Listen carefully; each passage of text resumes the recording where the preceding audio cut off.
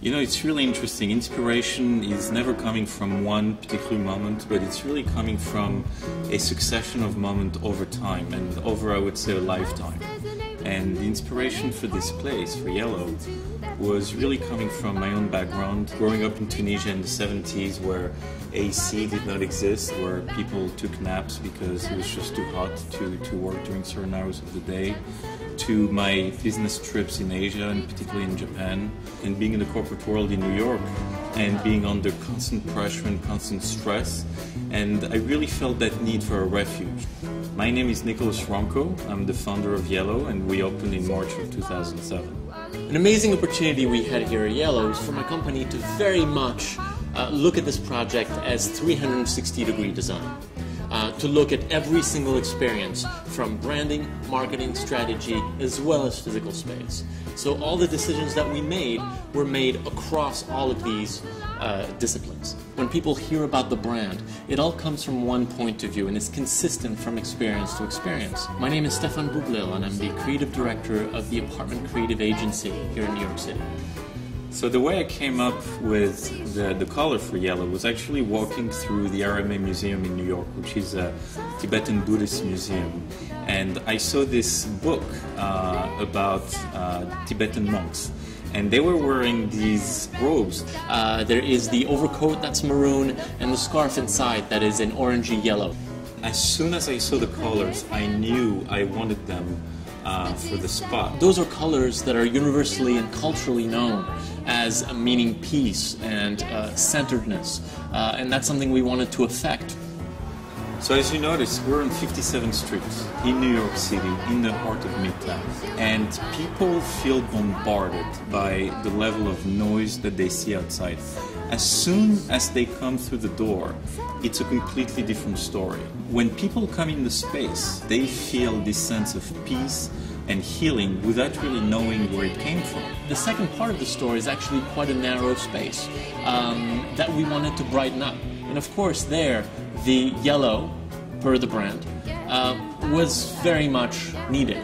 Not simply to brighten it up, but also to give meaning to why we're here in the first place, which is to energize and to find a place of constant peace. And that's why we came up with this idea of the yellow cabin, which got shortened in the quite nice yellow cab. So from that whole idea of treating adults like little kids came the idea of the nap. I wanted to create a place where they could come back into their cocoon and almost feel like they're in their mom's belly.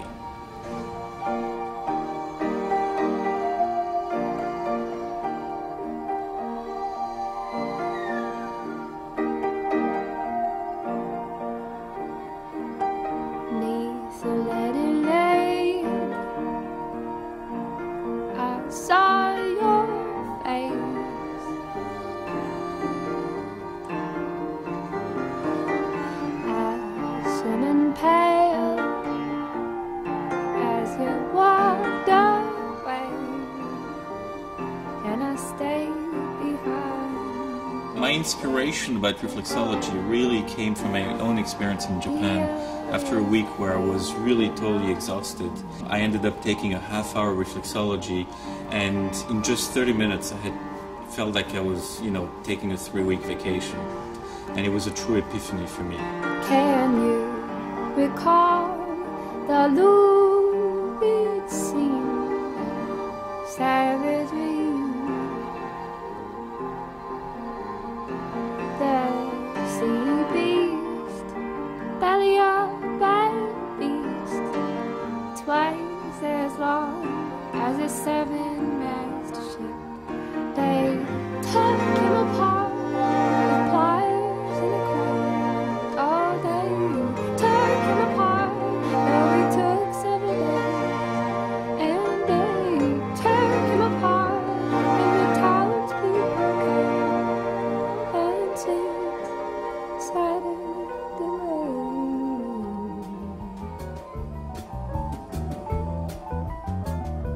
So Yelo was really born out of a dream and a need, and we feel that need in New York City. And I don't think that it's a space for everyone, but the people that we have here are thrilled that we exist, and they thank us every day.